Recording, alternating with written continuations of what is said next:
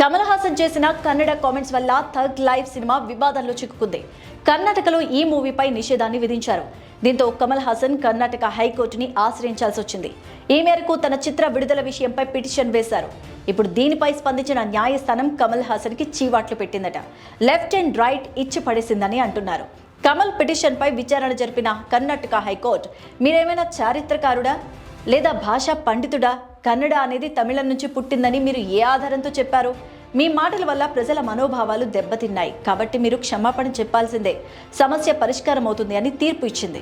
వివాద విషయానికి వస్తే కొన్ని రోజుల క్రితం థగ్ లైఫ్ ఈవెంట్లో మాట్లాడుతూ కన్నడ భాష తమిళ నుంచి పుట్టుకొచ్చింది అంటూ కమల్ చెప్పారు. దీంతో కర్ణాటకలోని అధికార విపక్ష పార్టీలు భగ్గుమన్నాయి. కర్ణాటక ఫిలిం ఛాంబర్ తమ రాష్ట్రంలో ఈ చిత్రాన్ని నిషేధిస్తున్నట్టు ప్రకటించింది. దీంతో మరో దారి లేక కమల్ కర్ణాటక హైకోర్టుని ఆశ్రయించాల్సి వచ్చింది. ఇప్పుడు తీర్పు కమల్కి వ్యతిరేకంగా వచ్చింది. మరోవైపు కన్నడ భాషపై తాను చేసిన వ్యాఖ్యలను వెనక్కి తీసుకునేది లేదని కమల్ హాసన్ నిర్మోహమాటంగా తేల్చేశారు. కోర్టు చెప్పినా డోంట్ కేర్ అన్నట్టు తన వ్యాఖ్యల్ని సమర్థించుకుంటూ వచ్చారు.